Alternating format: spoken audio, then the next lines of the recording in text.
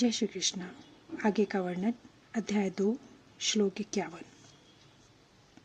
अनुवाद। इस तरह भगवत भक्ति में लगे रहकर बड़े बड़े ऋषि मुनि अथवा भक्तगण अपने आप को इस भौतिक संसार में कर्म के फलों से मुक्त कर लेते हैं।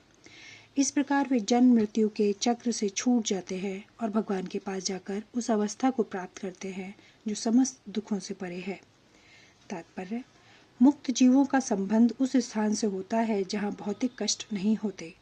भागवत में कहा गया है, जिसने उन भगवान के चरण कमल रूपी नाव को ग्रहण कर लिया है जो दृश्य जगत के आश्रय है और मुकुंद नाम से विख्यात है, अर्थात मुक्ति के दाता है, उसके लिए यह भवसागर गोखुर में समाये जल के समान है।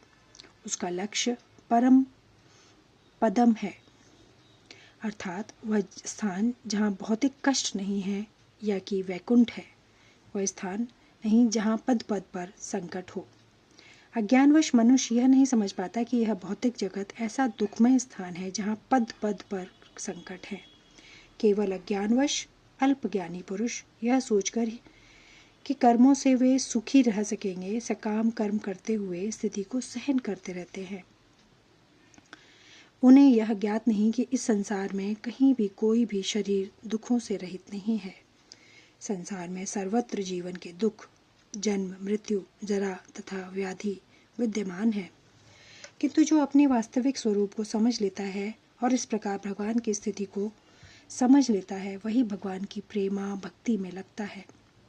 फलस्वरूप वह वैकुंठ लोक जाने का अधिकारी बन जाता है, जहाँ न तो भौतिक कष्ट में जीवन है, न ही काल का प्रभाव तथा मृत्यु है। अपने स्वरूप को जानने का अर्थ है भगवान की अलौकिक स्थिति को भी जान लेना।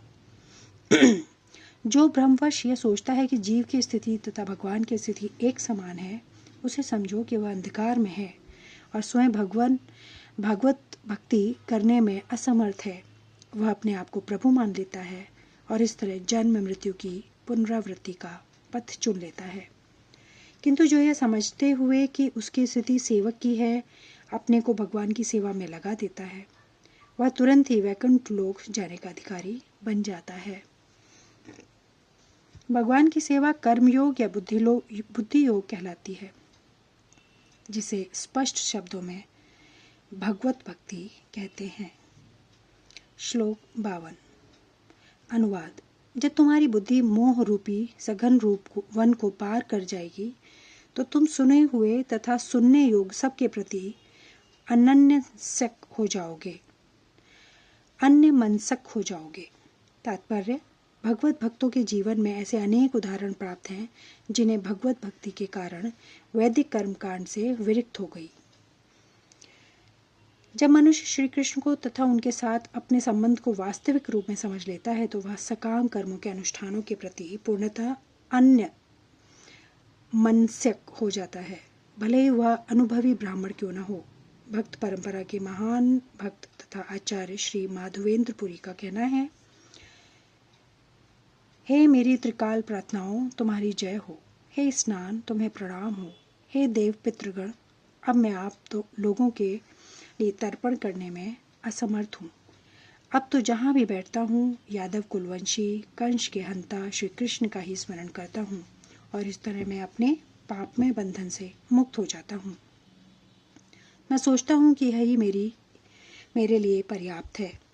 वैदिक रस्में तथा अनुष्ठान तथा यथा त्रिकाल संध्या, प्रातकालीन स्नान, पितृतर्पण आदि नव दीक्षितों के लिए अनिवार्य है।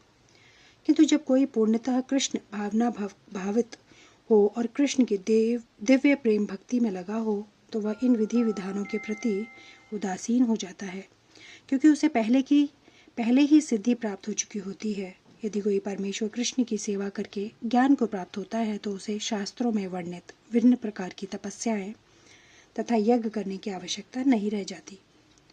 इसी प्रकार जो यह नहीं समझता कि वेदों का उद्देश्य कृष्ण तक पहुंचना है और अपने आप को अनुष्ठानित नादि में व्यस्त रखता है, वह केवल अपना समय नष्ट करता है।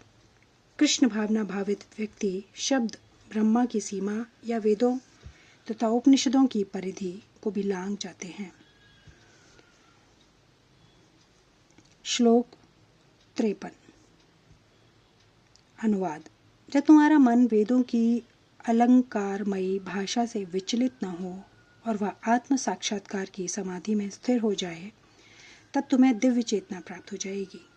तात्पर्य, कोई समाधि में है, इस कथन का अर्थ यह होता है कि वह पूर्णतः कृष्ण भावना भावित है, अर्थात उसने पूर्ण समाधि में ब्रह्मा, परमात्मा तथा भगवान को प्राप्त कर लिया है। आत्म साक्षात्कार की सर्वोच्च सिद्धि यह जान लेना है कि मनुष्य कृष्ण का शाश्वत दास है और उसका एकमात्र कर्तव्य कृष्ण भावनामृत में अपने सारे कर्म करना है। कृष्ण भावना भावित व्यक्ति या भगवान के एकनिष्ठ भक्त को न तो वेदों की अलंकार मई वाणी से विचलित होना चाहिए, न ही स्वर्ग जाने के उद्देश्य से सकाम कर्मों में प्रवृत्त होना चाहिए।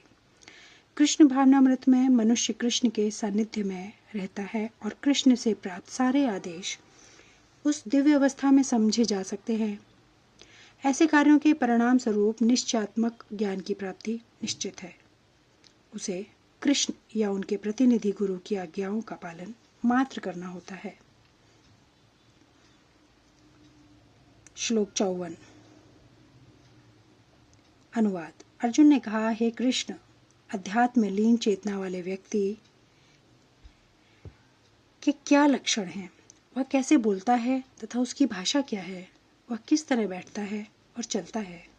तात्पर्य, जिस प्रकार प्रत्येक व्यक्ति के उसकी विशिष्ट स्थिति के अनुसार कुछ लक्षण होते हैं, उसी प्रकार कृष्ण भावना भावित पुरुष का भी विशिष्ट स्वभाव होता है।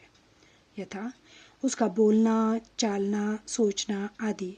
जिस प्रकार धनी पुरुष के कुछ लक्षण होते हैं जिससे वह धनवान जाना जाता है, जिस तरह रोगी अपने रोग के लक्षणों से रुग्ण जाना जाता है या कि विद्वान अपने गुणों से विद्वान जाना जाता है, उसी तरह कृष्ण की दिव्य चेतना से युक्त व्यक्ति अपने विशिष्ट लक्षणों से जाना जाता है। इन लक्षणों को भगवत गीता से जाना जा सकता है, किंतु सबसे महत्वपूर्ण बात यह है कि कृष्ण भावना भावित व्यक्ति किस तरह बोलता है, क्योंकि वाणी ही किसी मनुष्य का सबसे महत्वपूर्ण गुण है। कहा जाता है कि मूर्ख का पता तब तक नहीं लगता जब तक वह बोलता नहीं। एक बने ठने मूर्ख को तब तक नहीं पहचाना जा सकता जब तक वह बोले नहीं, किंतु बोलते ही उसका यथार्थ रूप प्रकट हो जाता है। कृष्ण भावना भावित व्यक्ति का सर्व प्रमुख लक्षण यही है कि वह केवल कृष्ण तथा उन्हीं से संबंध विषयों के बारे में बोलता है। फिर तो अन्य लक्षण स्वतः प्रकट हो जाते हैं, जिनका उल्लेख आगे किया गया है।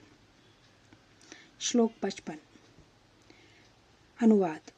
श्री भगवान ने कहा, हे पार्थ, जब मनुष्य मनोधर्म से उत्पन्न होने वाली इंद्रिय तृप्ति की समस्त कामनाओं का परित्याग कर देता है और जब इस तरह से विशुद्ध हुआ उसका मन आत्मा में संतोष प्राप्त करता है, तो वह विशुद्ध दिव्य चेतना को प्राप्त कहा जाता है।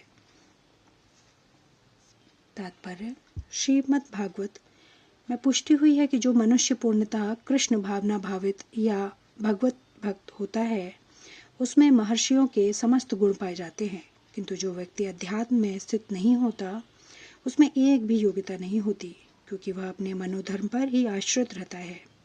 फलतः यहाँ यह ठीक ही कहा गया है कि व्यक्ति को मनोधर्म द्वारा कल्पित सारी विषय वासनाओं को त्यागना होता है।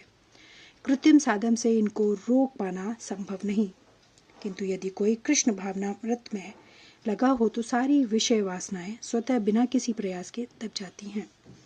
अतः मनुष्य को बिना किसी झिझक के कृष्ण भावनामृत में लगना होगा, क्योंकि यह भक्ति उसे दिव्य चेतना प्राप्त करने में सहायक होगी। अत्यधिक उन्नत जीवात्मा महात्मा अपने आप को परमेश्वर का शाश्वत दास मानकर आत्मतुष्ट रहता है। ऐसे आध्यात्मिक पुरुष के पास भौतिकता से उत्पन्न एक भी विषय वासना फटक नहीं पाती।